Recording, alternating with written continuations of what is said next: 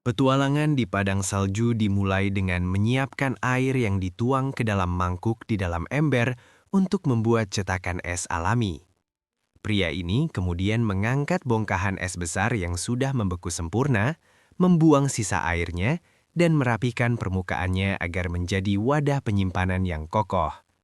Sambil menikmati suasana dingin, ia mematahkan icicle atau tetesan es yang menggantung di pinggiran atap, lalu menggigitnya dengan santai sambil terus bekerja. Selanjutnya, ia menyiapkan peralatan kerjanya dengan memasang sekop ke gagang kayu untuk mulai membersihkan tumpukan salju yang menutupi akses jalan di sekitar rumahnya. Dengan tenaga yang kuat, ia menyisir salju di tanah hingga bersih. Bahkan ia naik ke atas atap yurt untuk menyingkirkan salju tebal yang menimbun tenda tradisional tersebut agar tidak rubuh. Setelah memastikan area luar rapi, ia melihat kawanan kuda yang bertahan di tengah salju sebelum akhirnya memutuskan untuk masuk ke dalam rumah. Di dalam yurt yang hangat, ia melepas jaket tebalnya, membuka tutup tungku api, dan mulai bersantai sejenak sambil minum susu dan menonton televisi. Proses pembuatan camilan pun dimulai dengan menggunting bagian atas kotak susu bekas sebagai cetakan.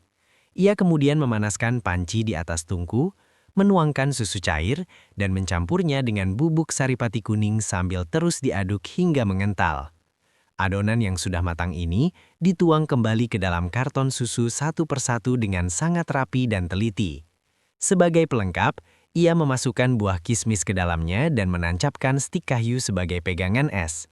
Karton-karton ini kemudian dibawa keluar dan ditanam di dalam gundukan salju agar membeku secara alami oleh suhu udara yang sangat dingin. Sambil menunggu es mambo tersebut jadi, ia mengisi panci besar dengan salju bersih dari halaman untuk dicairkan di atas tungku sebagai sumber air.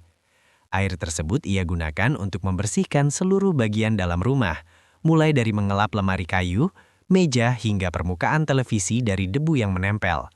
Tak lupa ia juga menyapu dan mengepel lantai hingga seluruh ruangan yurt tampak bersih dan sangat nyaman untuk ditempati. Setelah pekerjaan rumah selesai, ia kembali keluar untuk mengambil es mambo yang kini sudah membeku dengan sangat keras. Ia mengupas kartonnya menggunakan pisau, membungkus setiap batang es dengan kertas putih, dan menikmati kesegaran hasil karyanya di tengah dinginnya salju.